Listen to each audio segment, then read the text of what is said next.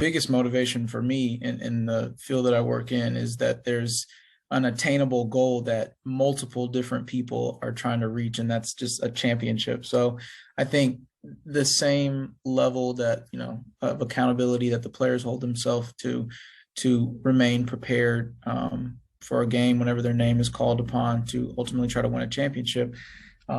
As people that work auxiliary to them, you're also trying to push yourself to that championship standard.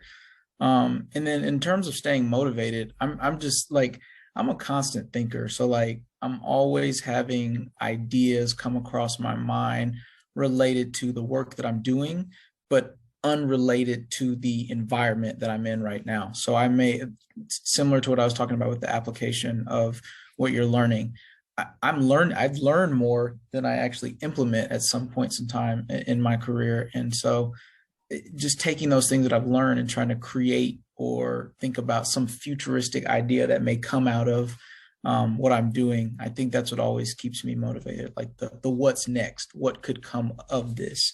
Why is it important? People are constantly, asking, why are these numbers important? Why should I listen to them? Are they actionable? And while you may not deem them as valuable in the moment, me personally and groups of other people have thought about value propositions for them that just haven't been seen yet. So just the unknown is my motivation. For me, it's people.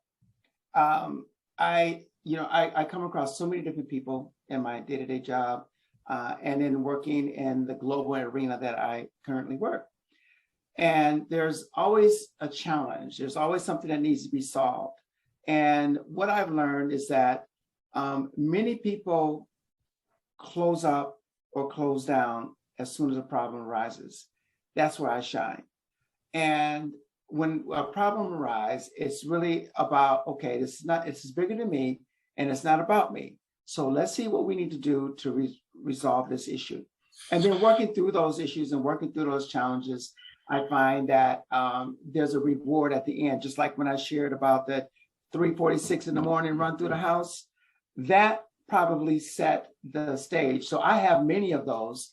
When we go through it and we get something, it's like, oh, wow, we got it. All right, I knew we'd do it. Great. And then we go on to the next thing. And so, really about, and then I think the people perspective comes into play because I like helping people be all they can be. And a lot of times they don't really, I can see that they have the answer and I can help them get the answer. We just got to peel back some layers to get to it. And then once we do that, they're like, oh, you know what? All we got to do is such and such, such that. What if we did? And then before you know it, they're excited. And then they have a plethora of ideas that they're actually working through now to help them really attain their goal and solve the issue themselves. People are just fascinating. I love learning different languages. Well, I know how to say hi in a bunch of different languages, but don't ask me anything else. Because I think it's so important that to always, understand who you're working with, learn something about them. And because the more you learn about their story, the more it goes beyond just a work assignment. It goes beyond than just being at work, because now we're people trying to solve issues and to help advance the company together. So people.